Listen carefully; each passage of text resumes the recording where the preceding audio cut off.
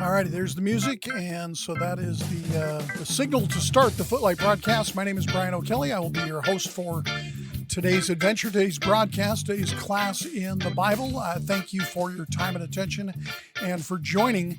Today's topic will be justice. We've been studying through Matthew chapter 5 for those of you who've been hanging out with us, and we are now to verse 21. We'll go from 21 to 32 today. Amazing how long it's taking just to get through this chapter, but there is a lot in this, what has been called the Sermon on the Mount. So again, welcome. My name is Brian O'Kelly. I'm a Bible teacher. If you're unfamiliar with the Footlight broadcast, it is a Bible teaching broadcast, not so much intended to be a sermon or a church service kind of thing, as much as kind of like a class you might attend somewhere, learning about this sort of stuff. If you think there's value to this, you want to support it, please hit the like, share, subscribe buttons on whatever platform you're on. We do stream live on Getter, Rumble, Twitter. I guess that's now X, Facebook, and YouTube. And so thanks again for your time and attention. Of course, most of you I know are on the audio podcast at another time.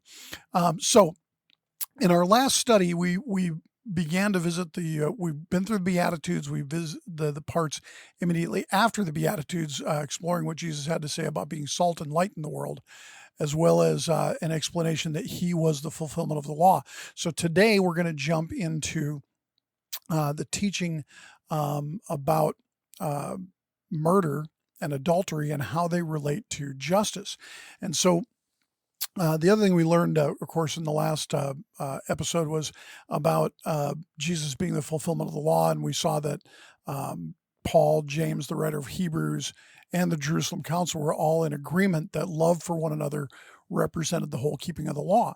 And so this loving of one another is part of what Jesus is going to teach us on in these next few verses. So here we go. Later on in the book here, in Matthew chapter 23, verse 23, Jesus says this: "Woe to you, scribes and Pharisees, hypocrites, for you pay the tithe of mint and anise and cumin, and have neglected the weightier matters of the law, justice and mercy and faith." And what we find coming next here in chapter 5 is Jesus expanding on these concepts of justice and of mercy and of faith. And so murder is the ultimate injustice. Verse 21, Jesus says this: "You have heard that it was said to those of old, you shall not murder, and whoever murders will be in danger of the judgment. But I say to you that whoever's angry with his brother without cause shall be in danger of the judgment. And whoever says to his brother, Raka, shall be in danger of the council. But whoever says, you fool, shall be in danger of hellfire. Therefore, if you bring your gift to the altar, and there remember that your brother has something against you, leave your gift there before the altar and go your way. First be reconciled to your brother, and then come and offer your gift.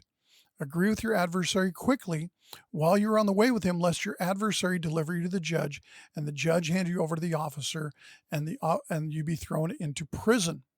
Assuredly, I say to you, by no means get out of there until you've paid the last penny." Now, Jesus uses a device here called a limited negative.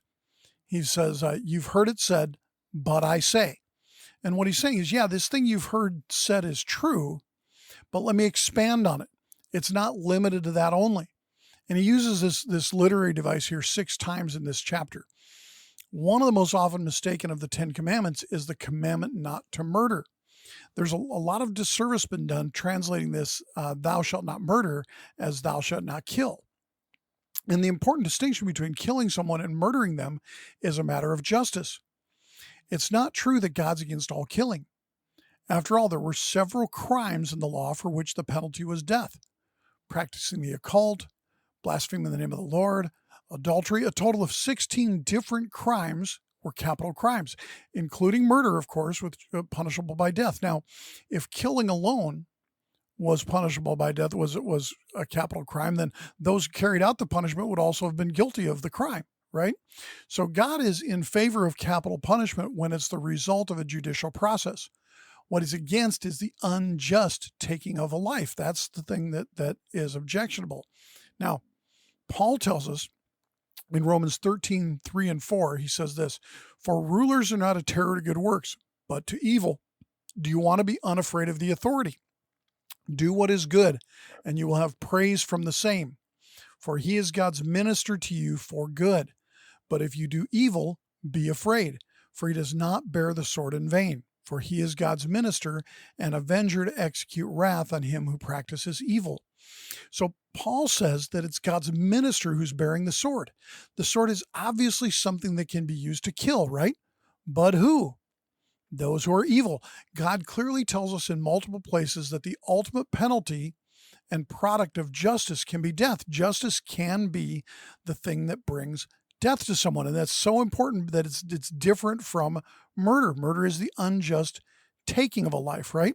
Now, those of us who are against abortion are often called, or we use the moniker pro-life to describe our position, right?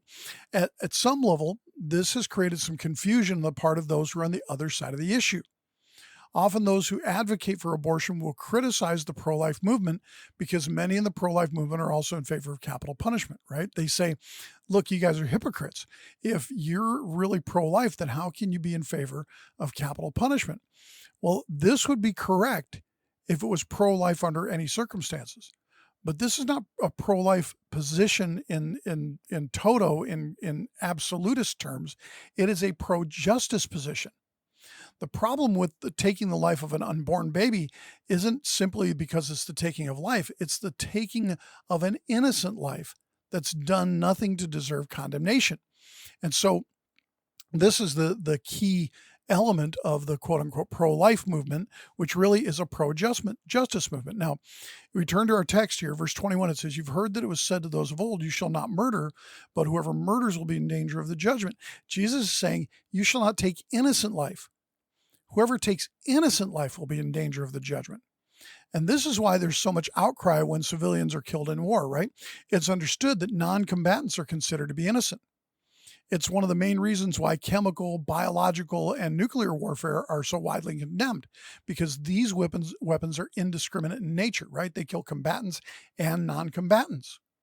And that's also why hospitals, schools, churches, refugee camps, those kind of things are considered off limits in times of war.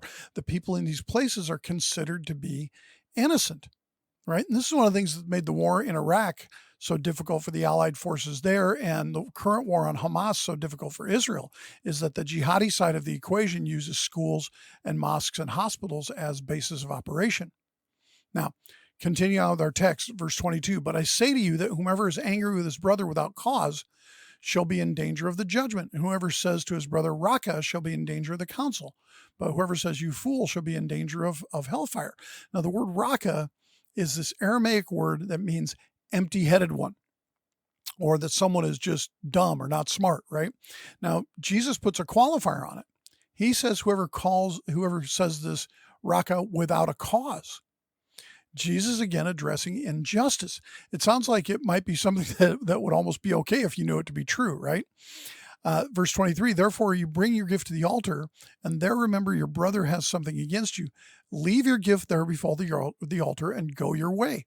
First be reconciled to your brother, and then come and offer your gift." Now, the longer I go on in my Christian career, the more I understand that God's main concern is relationships.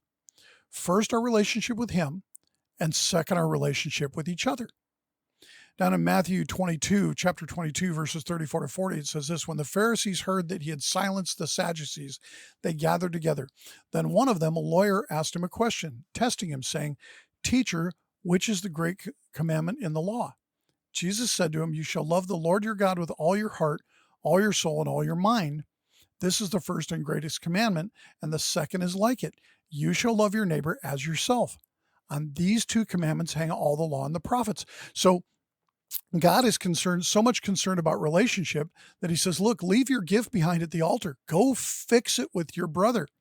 I don't need your gift and your worship while you have something broken with your brother, right? And whenever there's a broken relationship, it's the result of an injustice.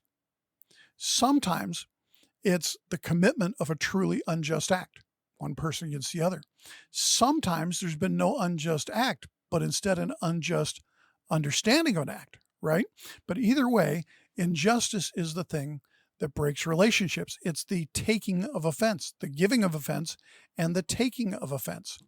This is why when we look at the idea of being a peacemaker and being meek, the ability to absorb an insult, if we're insulted and we don't take offense, we won't be the ones that are breaking the relationship. But if we take offense, if we are easily wounded, if we're thin-skinned, then we'll be the ones who back out of the relationship. And again, I'm convinced the more I walk with Jesus, that the more he's concerned, the thing God is concerned about is relationships. Verse 25, agree with your adversary quickly while you are on the way with him, lest your adversary deliver you to the judge hand you over to the officer, and be thrown into prison.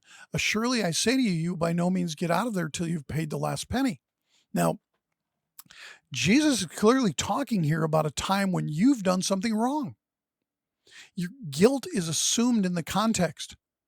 It's only when you're guilty that your adversary handing you over to the judge would be dangerous to you, right?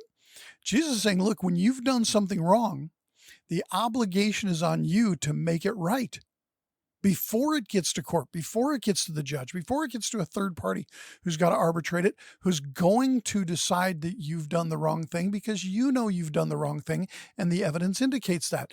Your job is, when you've offended somebody, when you've acted unjustly, when you've behaved in a way that breaks a relationship, is to correct it. And so if you take the whole conversation in context here about Jesus saying you've committed murder by looking at someone wrong, by calling it, by saying raka, by doing these wrong things. What he's talking about here is the requirement for those of us who are Christians to act justly. Murder is the ultimate expression of injustice, but injustice is manifested in many other ways, and Jesus is here rebuking all of them. Now, he goes on in this chapter, verse 27, talking about adultery in the heart. He says, you've heard it was said of those of old, you shall not commit adultery. But I say to you that whoever looks at a woman to lust for her has already committed adultery with her in his heart. If your right eye causes you to sin, pluck it out and cast it from you. For it's more profitable for you that one of your members perish than for your whole body to be cast into hell. And if your right hand causes you to sin, cut it off and cast it from you. For it's more profitable for you that one of your members perish than for your whole body to be cast into hell.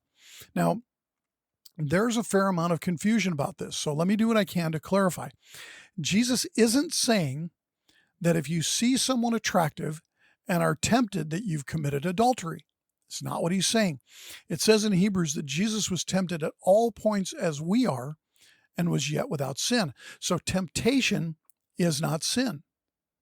And everyone, literally everyone's had the experience of seeing an attractive person of the opposite sex and having some sense of temptation, right?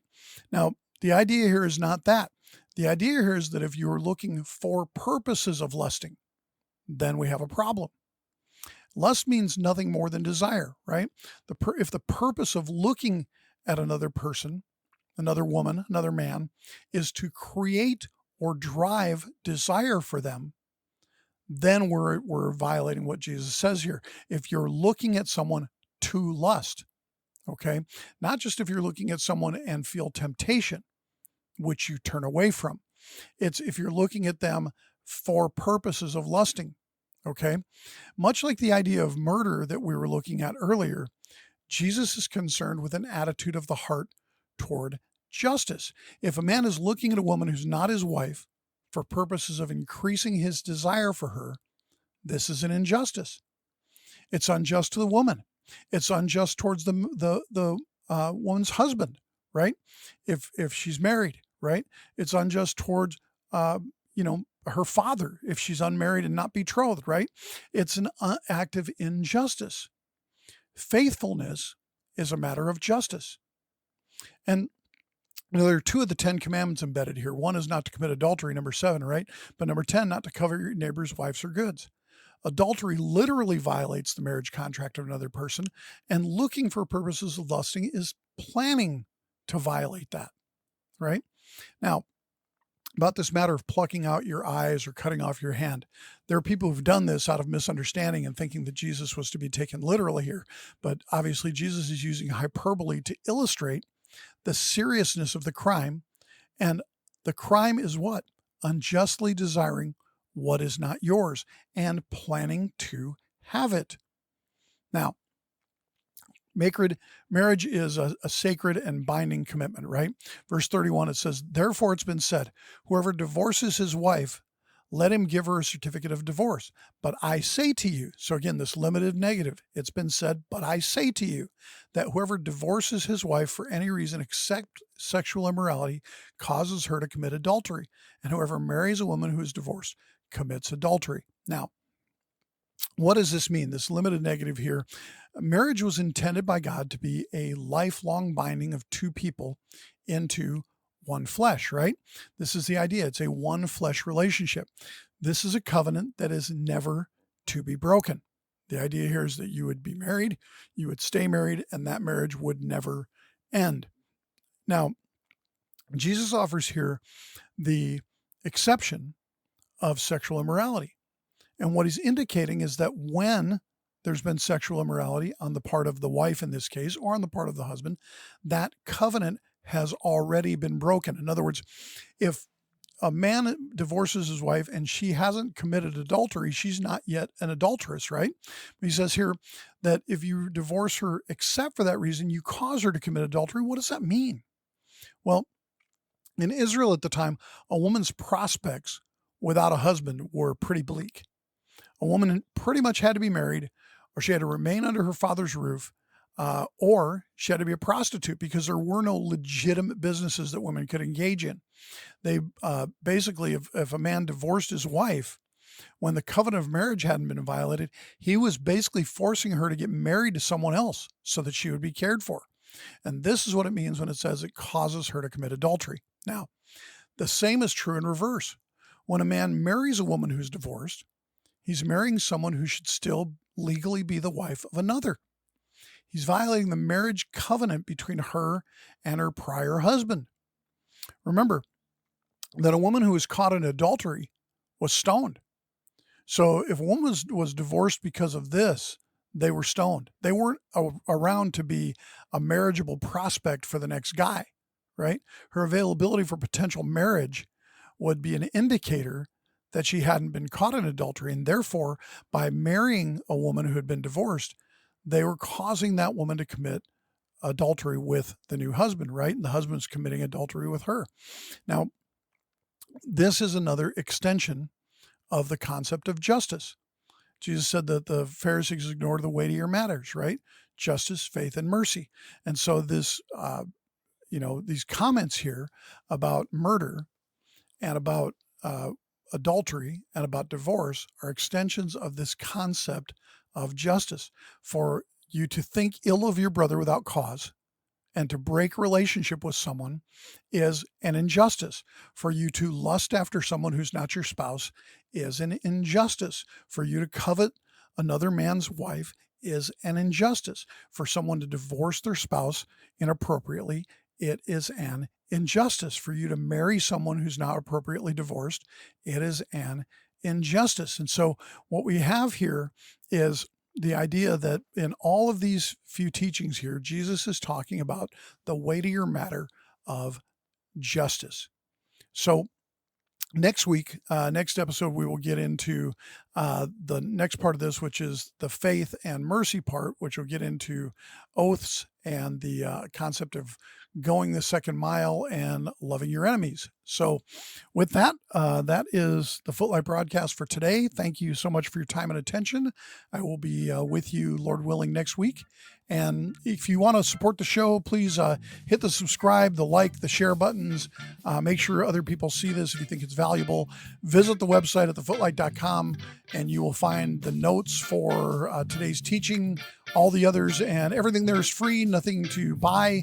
But there are ways you can support the broadcast if you want. You'll find the support button, I'm sure, with no trouble. And I'll see you, Lord willing, next week. Thanks again. This is the Footlight Broadcast, and I'm Brian O'Kelly.